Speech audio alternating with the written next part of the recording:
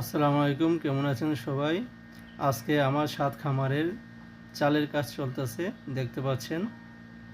ইনশাআল্লাহ চালের কাজটা শেষ হওয়ার পরে তারপরে বেড়ার কাজটা ধরব। কেমন হচ্ছে সবাই জানাবেন কমেন্টস করে, আর লাইক দিয়ে পাশে থাকবেন। ধন্যবাদ সবাইকে।